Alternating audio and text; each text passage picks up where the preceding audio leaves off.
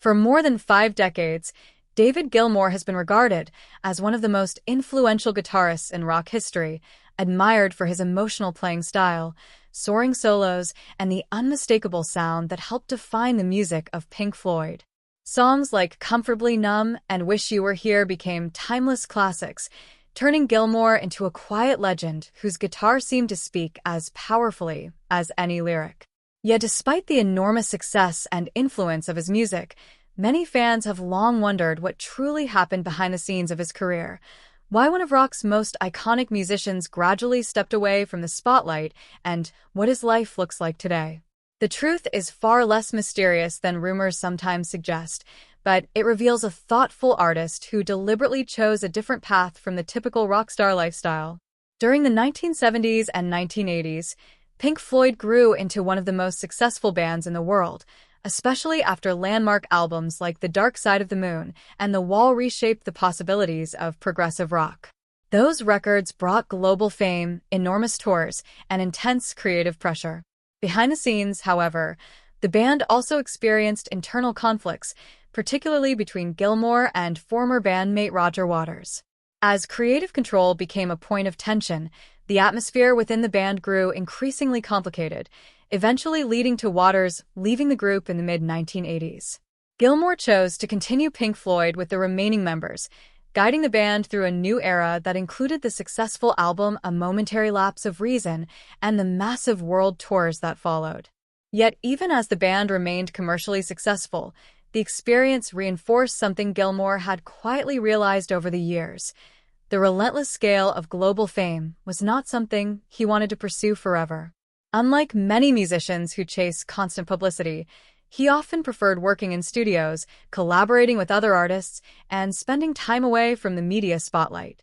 As the years passed, Gilmour gradually focused more on his personal life and solo projects.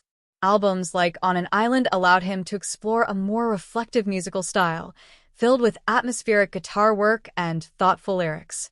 These releases demonstrated that he was still deeply committed to music, but on his own terms rather than under the immense expectations attached to the Pink Floyd name. In interviews, he has explained that he simply enjoys creating music at a pace that feels natural, rather than following the exhausting cycle of massive tours and promotional campaigns. Another important part of Gilmour's life that many fans may not realize is his dedication to philanthropy.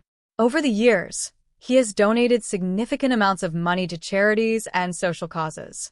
In one widely reported gesture, he sold many of his guitars, including instruments that had become legendary among collectors, and donated the proceeds to environmental and humanitarian efforts.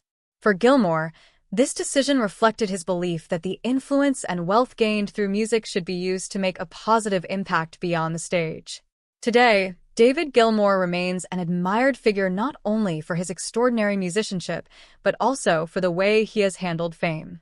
While he still occasionally releases new music and performs select concerts, he largely enjoys a quieter life compared to the constant attention he once experienced.